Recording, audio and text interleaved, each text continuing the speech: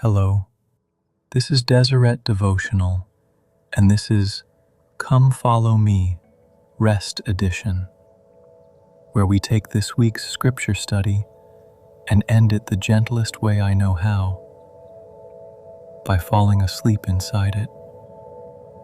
And tonight, tonight, this is the week I've been waiting for since we started this show, because this week, the reading opens the book of Psalms, and at the heart of the reading is the most beloved poem ever written in any language. 23 short lines: green pastures, still waters, a table and an overflowing cup, and a shepherd. People have whispered it in hospital rooms and trenches and nurseries for 3,000 years. It has been the last thing said over more bedsides than any words on earth. And here is what I want to do with it tonight. I don't want to just read it to you. You've heard it read. I want to walk you through it, slowly, the way its writer lived it. Because the man who wrote it wasn't sitting at a desk. He was a shepherd boy, lying in the door of a sheepfold in the Bethlehem hills at night. And every line of that psalm is something he had done with his own hands for his own sheep, suddenly understood as something God had been doing all along for him. Someone once said that most of Scripture speaks to us, but the Psalms speak for us. They are the prayers we would pray if we had the words. Tonight, we'll borrow them. So let yourself arrive. Feel the weight of your blankets resting on you. Let your shoulders come down, away from your ears. Let your jaw soften. Unclench your hands. Tonight, you are not the shepherd of anything. Not your worries, not your to-do list, not even your own sleep. Tonight, for once, you're the sheep. And being the sheep you're about to remember is wonderful news. Just listen. Come with me into the hills just outside Bethlehem, 3,000 years ago, on a warm summer night. We're not on the open range tonight.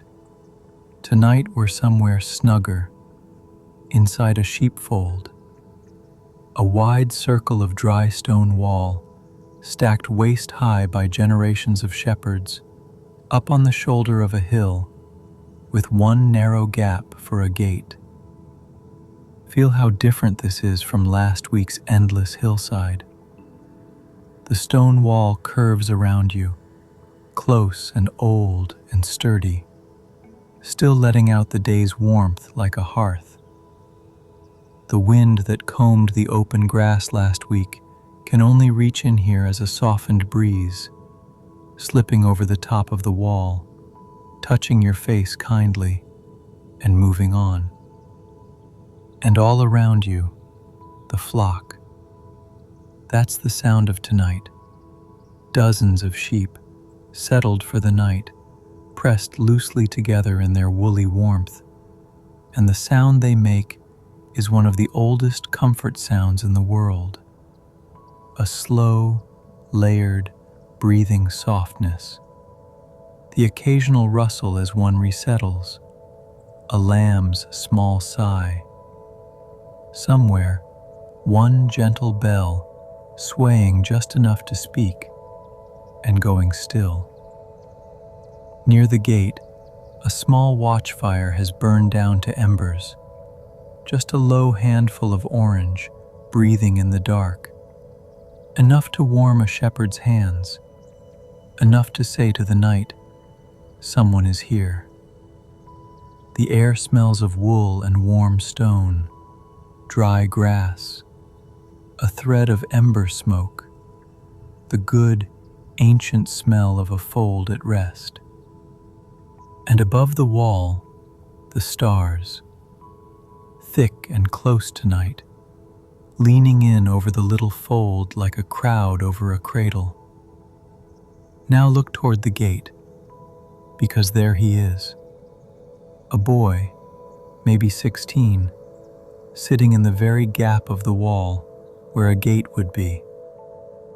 That's where shepherds slept, in the doorway itself, so that nothing could come in and no sheep could wander out except over him.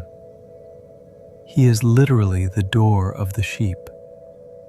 He has a harp beside him, a small one, homemade, and every so often his fingers find it without looking, and a few soft notes wander out over the flock.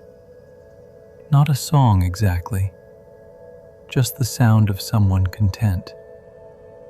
His name is David, youngest son of Jesse of Bethlehem, and none of the great things have happened to him yet. No giant, no crown, no throne. Right now, he is just the boy his family sends out to keep the sheep, which everyone agrees is the smallest job in the house. And in this smallest job, on nights exactly like this one, he is quietly becoming the man who will teach the whole world how to pray. Settle in among the flock, then, one more warm shape in the dark, and let's listen to what these nights taught him. Everything David ever wrote began here.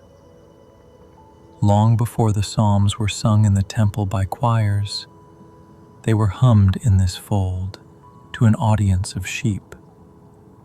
And the deepest thing this boy learned in the hills was not about sheep at all. It came to him slowly, watch by watch, season by season, the dawning realization that everything he did for this flock, someone was doing for him. He led them, and he was being led. He guarded the gate, and he was being guarded. He knew each one by name and by face, and by the particular sound of its bleat, and he began to suspect, with growing wonder, that he was known like that too. And one night, maybe a night just like this one, it all came together into 23 lines. So let's walk them the way he lived them, line by line, at flock speed, which is the slowest and kindest speed there is. Start with what those 5 words meant in the mouth of an actual shepherd. A sheep with a good shepherd lacks nothing, not because the pasture is always lush, but because someone competent is doing the worrying. The sheep does not plan the route. The sheep does not scan the horizon. The sheep does not lie awake calculating water. All of that, every bit of it, has been taken off the sheep and placed on the shepherd. The sheep's entire job description is, stay near and be led. I shall not want. It isn't a boast about circumstances. It's a resignation letter from the position of running the universe. David looked at his own drowsy, unbothered flock and realized, that could be me. That is me. Someone competent has my worries, and he never sleeps on the job.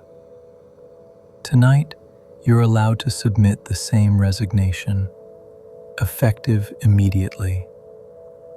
Now, here is my favorite piece of shepherd's knowledge in the whole psalm. And once you hear it, this verse will never be the same. Sheep will not lie down when they're afraid. It's simply true. Every shepherd knows it. A frightened flock stays on its feet, restless, milling, no matter how green the grass is. Hungry sheep won't lie down either, nor thirsty ones, nor a flock that's bothered and bickering. For a sheep to actually fold its legs and rest, four things have to be true all at once: fed, watered, at peace with the flock, and completely unafraid. And not one of those four is something the sheep can arrange for itself. Every single one is the shepherd's doing. So when David wrote, "He maketh me to lie down," he wasn't describing force. He was describing the finished work of a shepherd so thorough that lying down finally became possible. Rest in this psalm is not something the sheep achieves. It is something the shepherd provides, and the sheep merely accepts. If rest has been hard for you lately, hear that gently. Your inability to simply decide your way into peace isn't a personal failing. Sheep can't do it either. It was never supposed to be your job. It's his, and he is very, very good at it. And the still waters, this too is shepherd craft. Sheep are afraid of fast water. They won't drink from a rushing stream, and they're right not to. Wool is heavy when it's wet. So a good shepherd goes ahead, finds the quiet pool, or with his own hands stacks a few stones in the current to make a stillness where there wasn't one, and then leads the flock to the calm he created. He leadeth me beside still waters means somewhere ahead of you, tonight's calm has already been prepared. By hand, on purpose. You're being walked toward it right now. One more piece of shepherd's lore, the tenderest one. Sometimes a sheep rolls onto its back, in a soft hollow or heavy in full wool, and cannot get up again. Shepherds have a word for it, a cast sheep. It lies there with its legs in the air, helpless, and it cannot right itself, no matter how it struggles. And left that way too long, a cast sheep will die, not from any wound, just from being stuck upside down. And what does the shepherd do when he finds one? He doesn't scold it. He doesn't lecture it about carelessness. The record of every shepherd who ever lived is the same. He kneels down, takes the animal gently in both arms, rolls it upright, holds it steady while the blood returns to its legs, rubbing them, murmuring to it, and stays until it can stand on its own. And then it simply rejoins the flock, and nothing more is said. He restoreth my soul. David had done it 100 times, and then one day he understood it had been done 100 times to him. Every one of us gets cast sometimes, flipped over by something soft even, stuck, legs in the air, unable to explain to anyone why we can't just get up. And the shepherd's response every time is not the lecture, it's the kneeling, the strong hands, the being held upright until your strength comes back. If that's the kind of week this has been, he's already kneeling. Yea, though I walk through the valley of the shadow of death, I will fear no evil, for thou art with me. Here's what people miss about this verse. The valley is on the route. In the Judean hills, the deep ravines, steep, shadowed, narrow, dark even at noon, are not detours or disasters. They are the paths between pastures. The only way to get a flock from the low spring grazing to the high summer grass is through. Every shepherd knows the valleys, plans for them, and walks them at the head of the flock, rod in hand. So when the psalm goes dark for one verse, notice everything it quietly claims. Through, not around, and not stopped in. The valley has an exit, and the route was chosen by someone who has walked it before. And notice the other thing, the thing readers have noticed for centuries. In the green pastures, David says, He maketh me, He leadeth me. But the moment the path enters the shadow, the psalm turns and speaks to God directly. Thou art with me.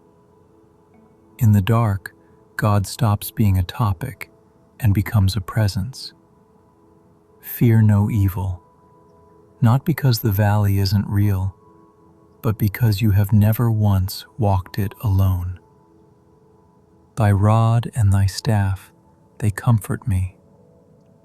The rod for whatever threatens, the staff with its crook for the sheep itself, for lifting the fallen one, for a gentle tap that says, this way, for the touch on the flank in the dark that means simply, still here, still here, still here. Thou preparest a table before me.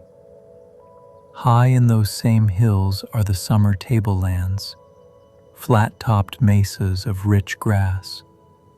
Shepherds actually called them tables, and a good shepherd would climb up alone, days ahead of the flock, walking the whole table, clearing it, so that when the sheep arrived, they grazed in perfect peace on ground that had been prepared before them, even with the wild hills all around. The peace didn't come from the absence of a wilderness. It came from the preparation of the shepherd. Thou anointest my head with oil.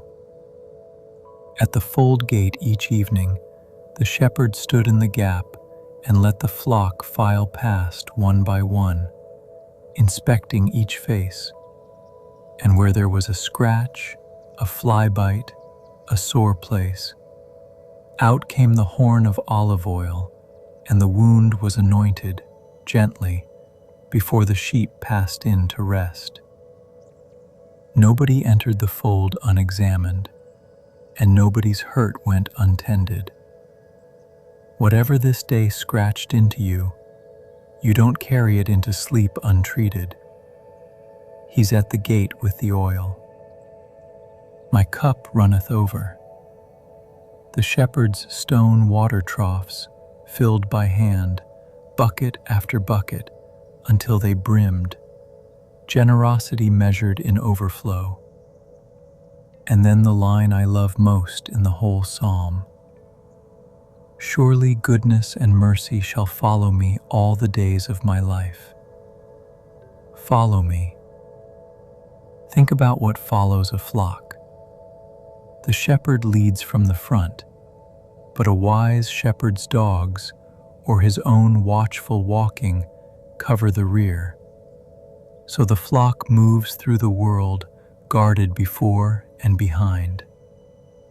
David looked back down the trail of his life, and where a rear guard would be, he saw goodness and mercy, not chasing him to catch him in a fault, following him the way a father trails a toddler, hands ready. You do not have to hunt down God's goodness tomorrow. It's behind you and gaining. It has your scent. All the days of thy life, it will not lose the trail, and it will follow you home.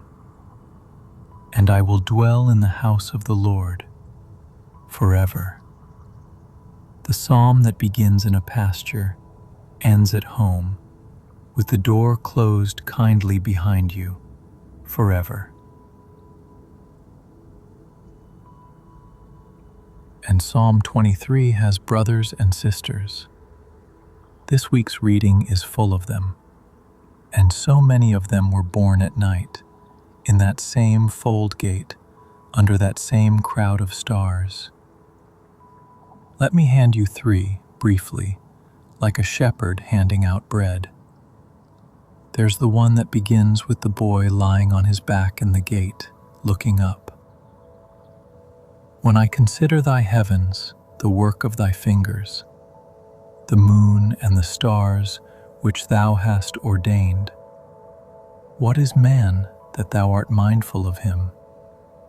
The finger work of God overhead, vast beyond thought, and the astonishing answer, mindful of you. Thou hast made him a little lower than the angels, the psalm marvels, and crowned him with glory.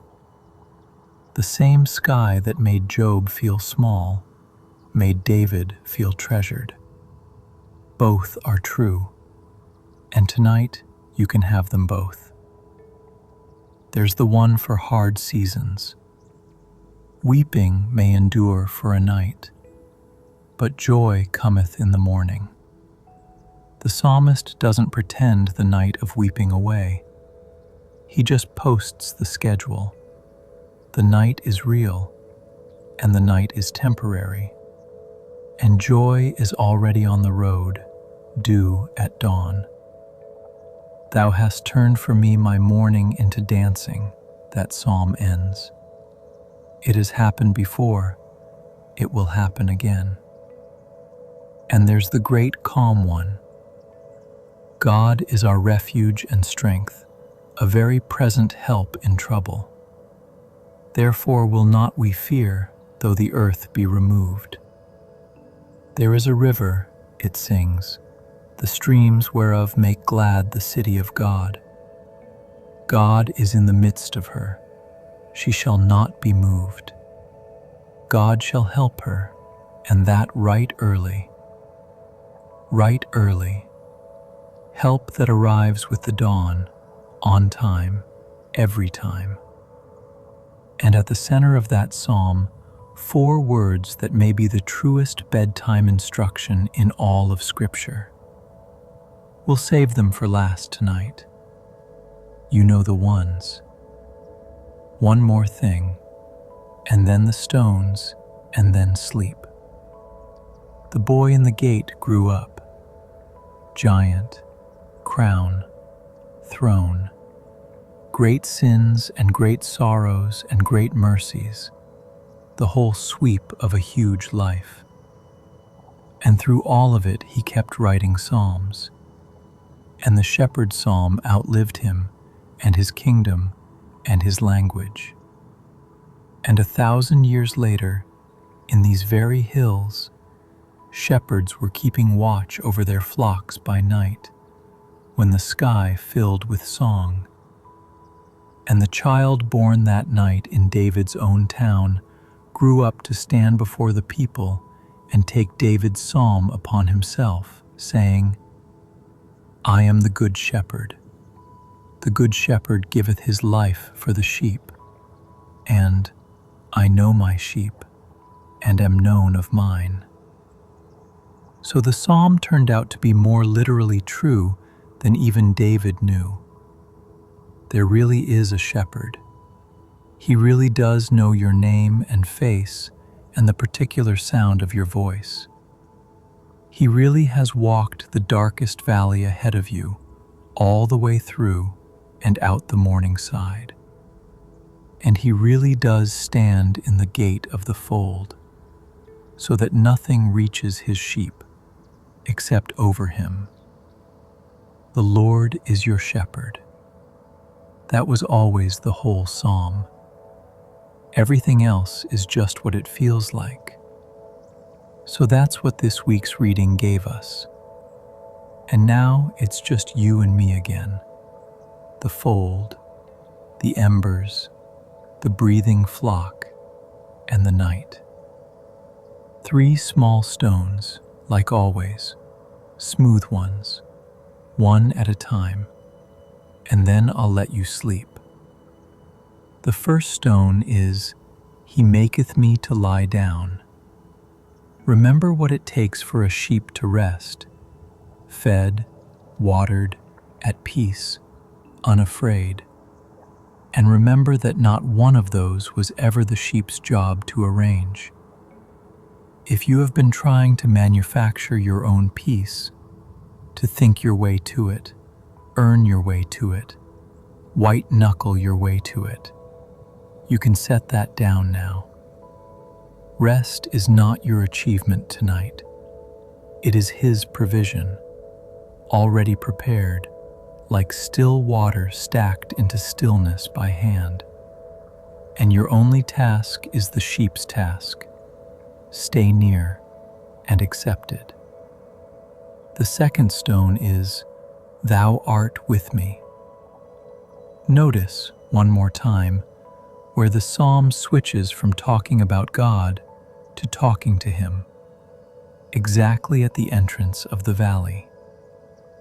Whatever shadowed stretch you're walking through this season, that is not where God gets vaguer.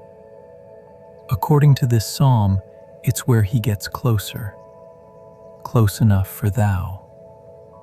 So if you're in a valley tonight, be easy. It's a through valley on a route He chose, at the head of which He is walking. And the touch on your shoulder in the dark says what it has always said. Still here, still here. And the third stone is, Goodness and mercy shall follow me. Tomorrow, before it even starts, already has a rear guard.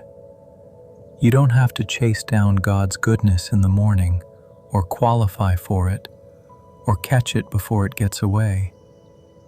It is following you, patient, unhurried, certain, all the days of your life, until the trail ends at the door of the house of the Lord, and the door closes kindly behind you, forever. You can stop looking over your shoulder in fear. What's back there is mercy. Rest provided. Presence in the valley. And goodness following you home. The Lord is your shepherd. You shall not want. Stay in the fold with me just a little longer. The embers by the gate are down to their last soft breathing. A low handful of orange, warm, unworried. All around you, the flock has gone fully under. Dozens of slow, woolly breaths, rising and falling together. Every lamb accounted for. The one gentle bell, silent now, its work done for the day. And in the gap of the wall, the boy is still there, knees drawn up, harp resting against his shoulder, his fingers finding one soft note and letting it wander out over the sleeping flock. And then another, in no hurry to make them a song. He is watching the same stars you are, the work of those fingers, the moon in its place, and being astonished one more time at the word mindful. The green pastures are waiting for morning. The still waters are already stacked and quiet, somewhere up the trail. Prepared by hand, on purpose. Goodness and mercy are out there in the dark too, your rear guard, keeping their easy, patient pace. They will not lose the trail while you sleep. Your breathing has slowed. In and out. One more warm shape among the flock, fed, watered, at peace, unafraid,